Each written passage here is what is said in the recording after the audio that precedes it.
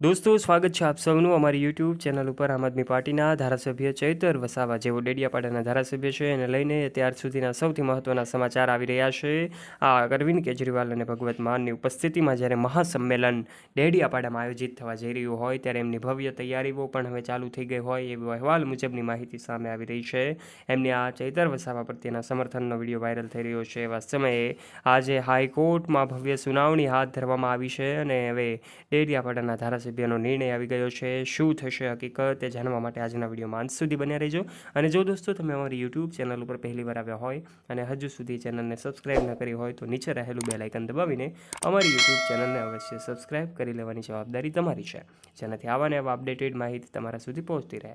સૌથી પહેલાં વાત કરીએ કે 22મી તારીખ જે ખૂબ અગત્યની તારીખ હતી, 22મી તારીખે સુનાવણી હાથ ધરવામાં આવી શકે એવી શક્યતાઓ આપણી સામે આવી રહી હતી। ત્યારે હવે સમાચાર સામે આવી ગયા છે કે સરકારી વકીલ જે છે એમણે સમયની માંગ કરી છે અને મુદત જે છે આ લંબાવાય છે 5 ઓગસ્ટના રોજ। જી હા દોસ્તો, હવે 5 ઓગસ્ટના રોજ સુનાવણી હાથ ધરવામાં આવી શકે છે। ત્યાં સુધી ચૈતર વસાવા જે છે એમનો જેલવાસ લંબાઈ શકે છે।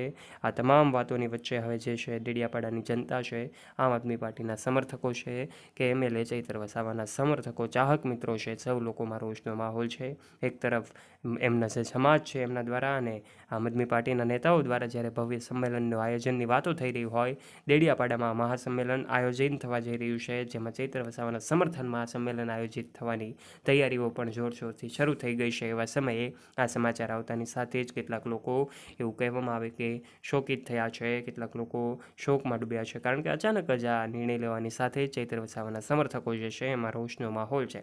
કારણ કે હવે જે છે એમની મહાસંમેલનની તૈયારીઓ આયોજિત થઈ હતી, હવે એવી તૈયારીઓ પણ જોરશોરથી ચાલુ છે અને એવા સમયે આ નિર્ણય આવતાની સાથે જ હવે એમનો જેલવાસ જે છે ચૈતર વસાવાનો એ લંબાયો છે।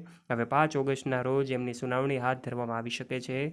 5 ઓગસ્ટના દિવસે કોર્ટ દ્વારા નક્કી કરવામાં આવશે, એમનું જે સુનાવણી છે કરવામાં આવશે અને ત્યારે ખબર પડશે કે ચૈતર વસાવાની જે જામીન અરજી છે એ મંજૂર થશે કે પછી એમનો જેલવાસ લંબાશે। આ તમામ બાબતે વિગતે આજના વિડીયોમાં અમે તમને જણાવ્યું છે। આશા રાખીએ છીએ તમને આ માહિતી પસંદ આવી છે। દોસ્તો આપનું આ વિશે શું કહેવું છે? આપના મંતવ્યો નીચે કમેન્ટ બોક્સમાં કમેન્ટ કરીને આપ અવશ્ય જણાવજો। આશા રાખીએ વિડીયો ગમ્યો હશે। જો દોસ્તો તમને આજનો આ રસપ્રદ અને રોચક વિડીયોઝથી તમારી માહિતી અને જ્ઞાનમાં વધારો થયો હોય તો આ વિડીયોને એક લાઇક કરી દેજો। તમારા ફ્રેન્ડ્સ સાથે ગ્રુપમાં આ વિડીયોને શેર કરવાનું ના ભૂલતા તથા આવા ને આવા રસપ્રદ વિડીયોઝ નિહાળવા માટે નીચે રહેલું બેલ આઇકન દબાવીને સબસ્ક્રાઇબ કરજો અમારી યુટ્યુબ ચેનલને, જેનાથી આવા ને આવા રસપ્રદ અને રોચક વિડીયોઝ તમારા સુધી પહોંચતા રહે સૌથી પહેલાં।